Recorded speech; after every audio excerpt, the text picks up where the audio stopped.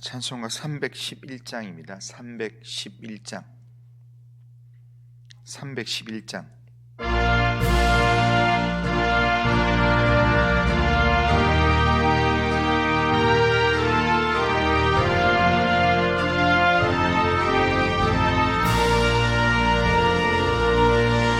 내 너를 위하여 몸버려 피 흘려 내 죄를 속하여 살 길을 주었다.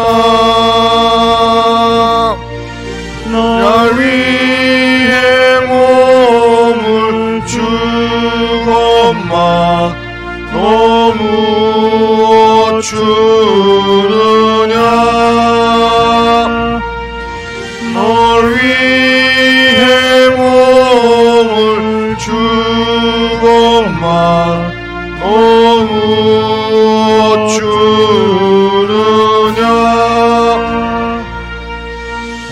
아버지 보좌와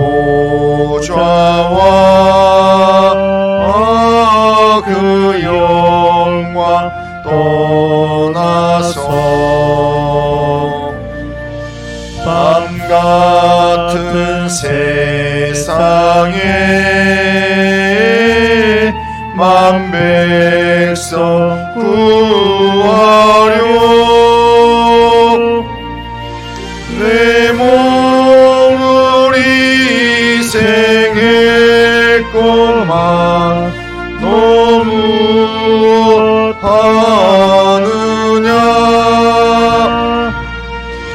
내 몸을 희생했건만 너무 하느냐.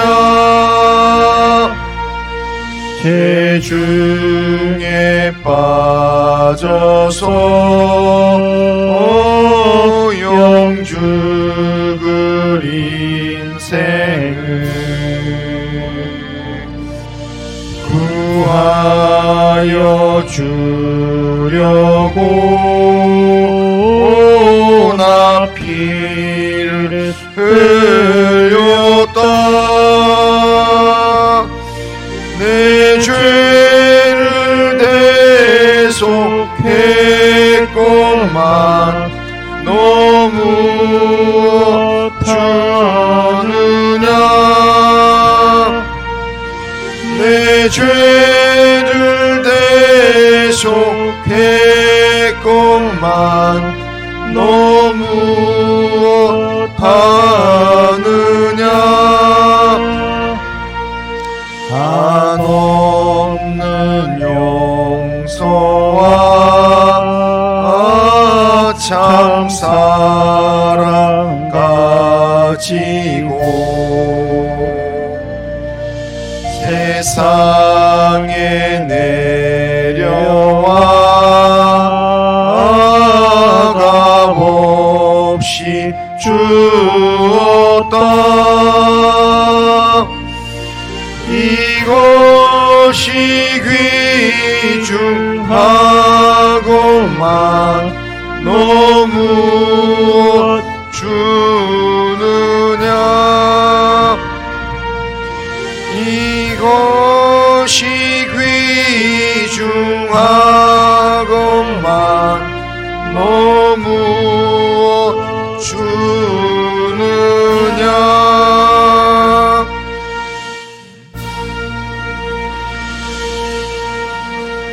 신앙 고백하겠습니다. 나는 전능하신 아버지 하나님 천지의 창조주를 믿습니다. 나는 그의 유일하신 아들 우리 주 예수 그리스도를 믿습니다. 그는 성령으로 잉태되어 동정녀 마리아에게서 나시고 본디오 빌라도에게 고난받아 십자가에 못 박혀 죽으시고 장사된 지 사흘 만에 죽은 자 가운데서 다시 살아나셨으며 하늘 오르시어 전능하신 아버지 하나님 우편에 앉아 계시다가 거기로부터 살아있는 자와 죽은 자를 심판하러 오십니다. 나는 성령을 믿으며 거룩한 공교회와 성도의 교제와 죄를 용서받는 것과 몸의 부활과 영생을 믿습니다. 아멘. 자, 하나님 말씀은 누가복음 10장 25절부터 37절입니다. 자, 25절부터 37절까지만 읽겠습니다. 자, 25절부터 37절 한 절씩 교독합니다. 어떤 율법 교사가 일어나 예수를 시험하여 이르되 선생님, 내가 무엇을 하여야 영생을 얻으리이까? 예수께서 이르시되 율법에 무엇이라 기록되었으며 내가 어떻게 읽느냐? 대답하여 이르되 내 마음을 다하며 목숨을 다하며 힘을 다하며 뜻을 다하여 주 너의 하나님을 사랑하고 또한 내 이웃을 내 자신과 같이 사랑하라 하였나이다. 예수께서 이르시되 내 대답이 옳도다. 이를 행하라. 그러면 살리라 하시니 그 사람이 자기를 옳게 보이려고 예수께 여짜오되 그러면 내 이웃이 누구니까? 예수께서 대답하여 이르시되 어떤 사람이 예루살렘에서 여리고로 내려가다가 강도를 만나매 강도들이 그 옷을 벗기고 때려 거의 죽은 것을 버리고 갔더라.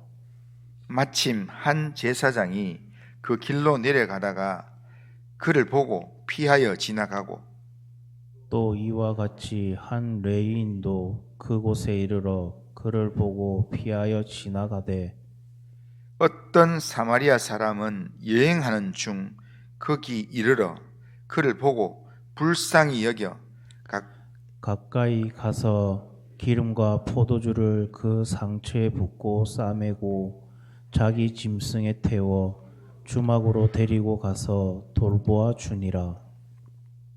그 이튿날 그가 주막 주인에게 데나리온 둘을 내어주며 이르되 이 사람을 돌보아 주라. 비용이 더 들면 내가 돌아올 때에 갚으리라 하였으니 내 생각에는 이 세 사람 중에 누가 강도 만난 자의 이웃이 되겠느냐?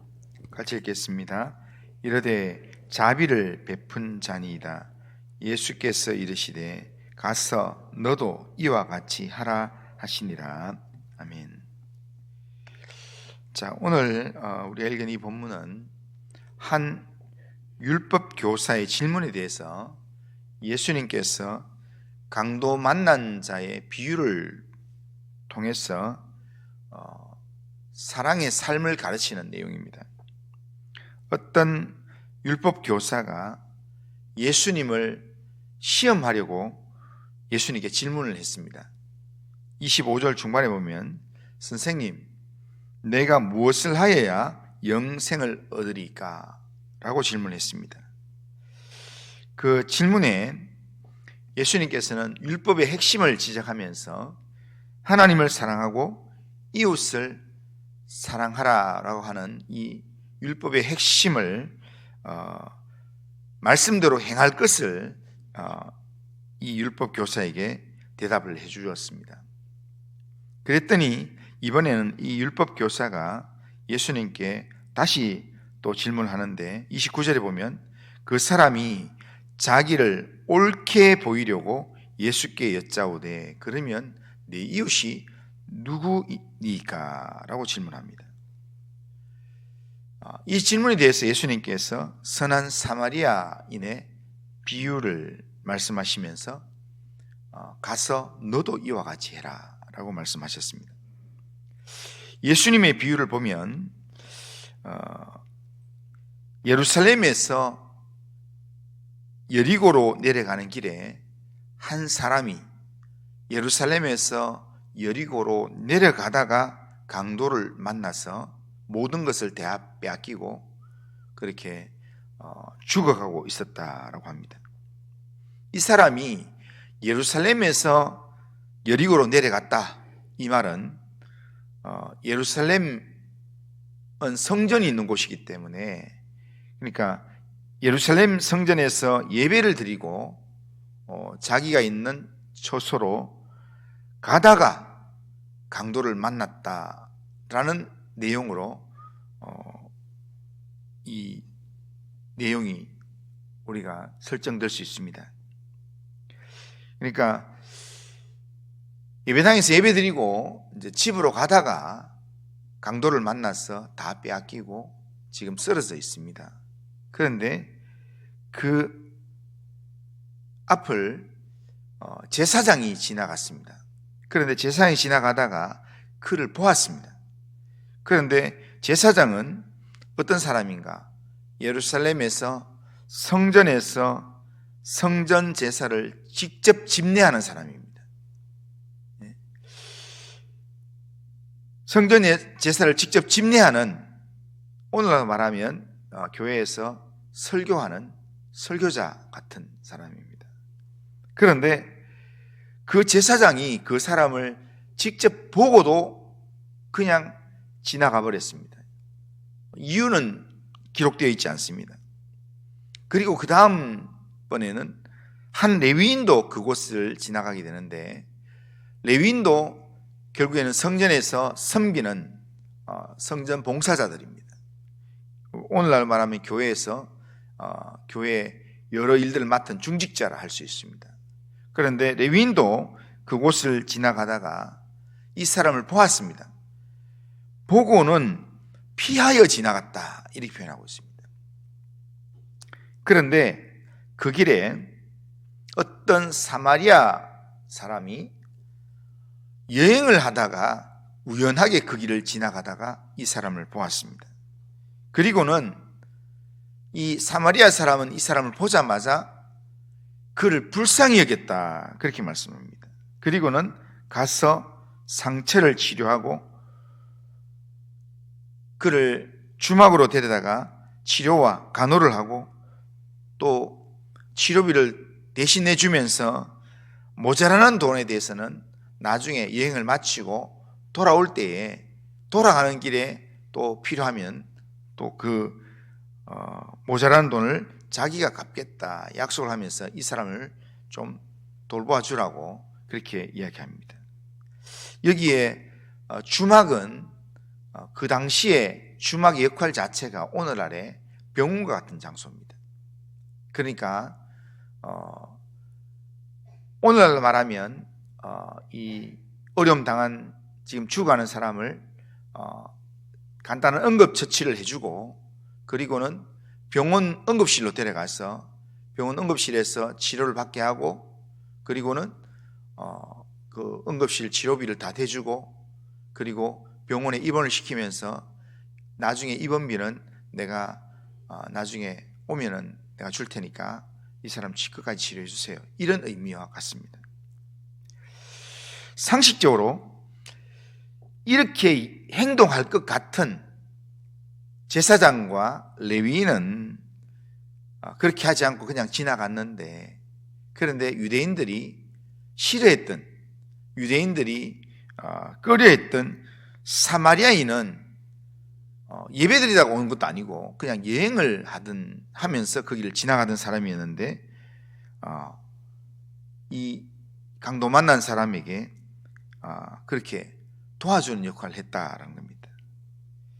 사마리아인이 그 강도 만난 자에게 마치 가족처럼 그렇게 도와주고 치료해주고 치료비까지 지불해 주었다라는 것을 예수님께서 말씀을 비유로 하셨습니다. 그러면서 예수님께서는 그 사람을 이 사마리아인 이 사람을 강도 만난 사람의 이웃이다. 누가 이웃이냐 할 때 이 사람이 이웃이다 라고 대답을 가지도록 만들었습니다. 그러면서 예수님은 이 비유를 하게 했던 율법 교사에게 결론으로 이런 이야기 했습니다. 가서 너도 이와 같이 해라 라고 합니다. 그러니까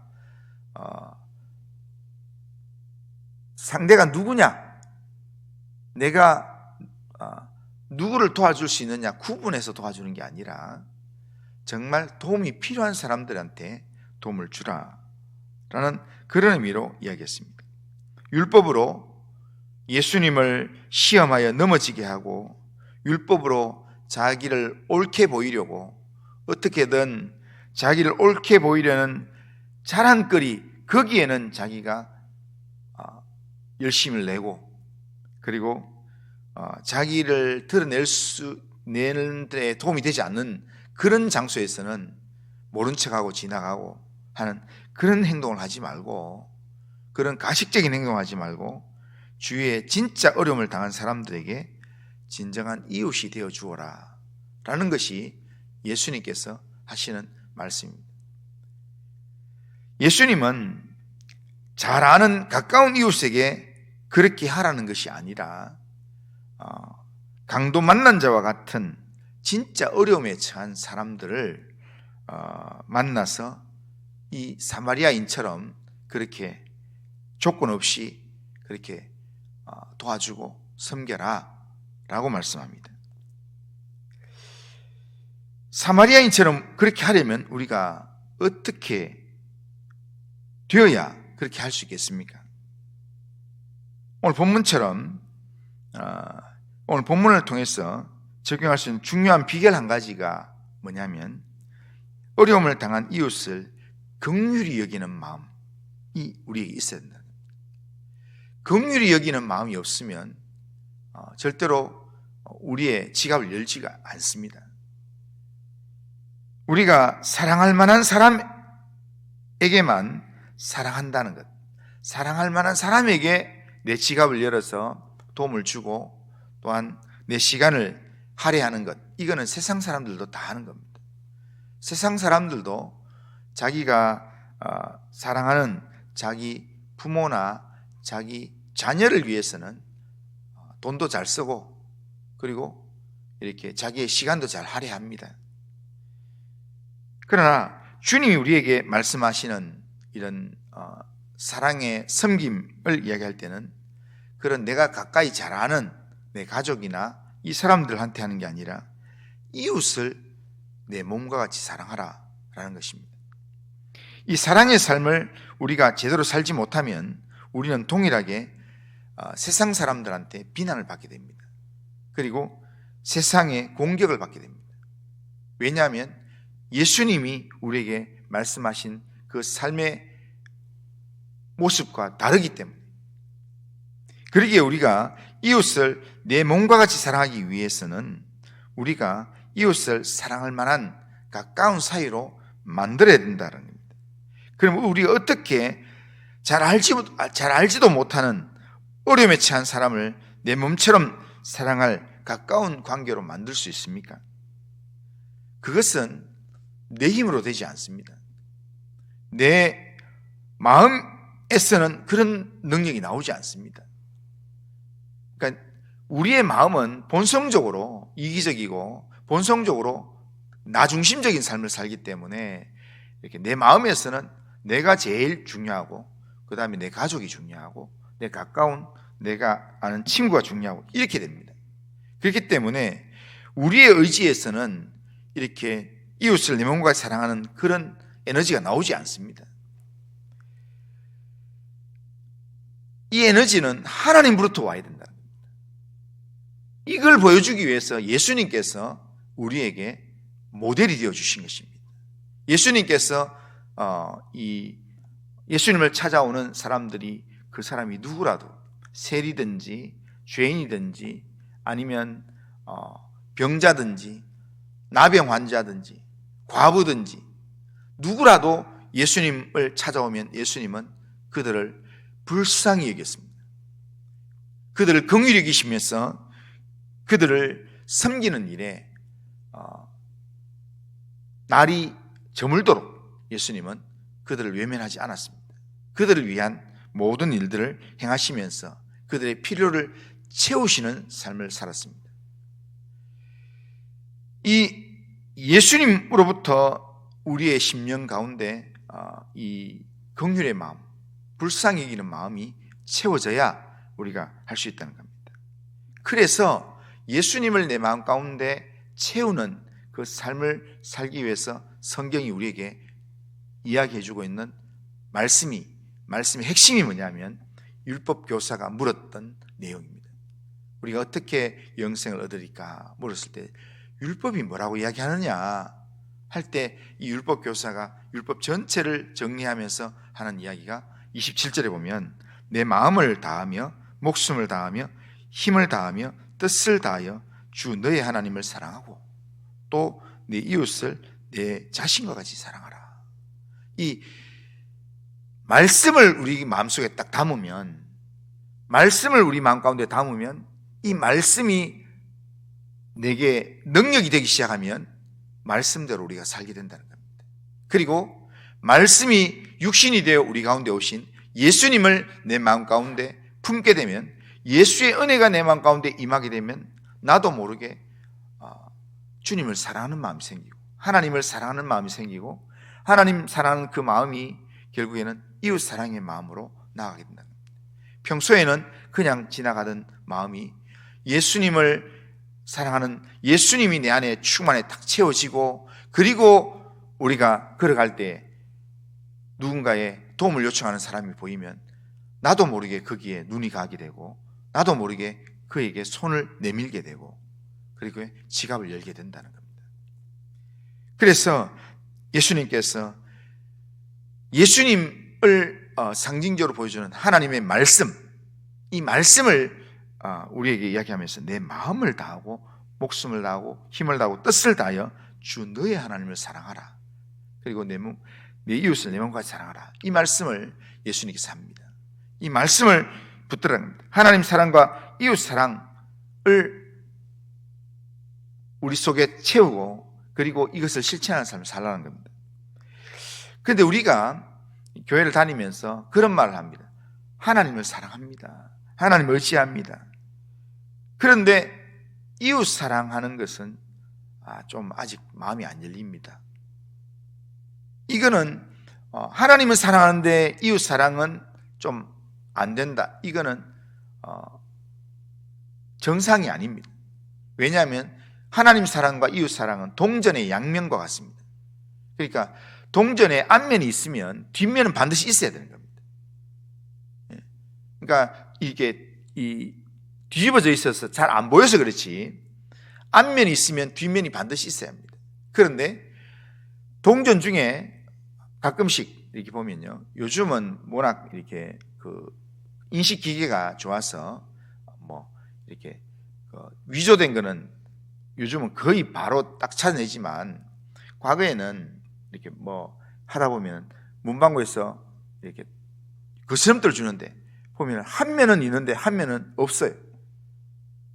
그게 어디 갈아져서 없는지, 아니면 어떤 거는 그렇게 동전하고 크기는 똑같은데 그냥 앞면 뒷면 아무 인쇄가 안 돼 있는 엽전 같은 그런 걸 동전 안에 있기도 합니다.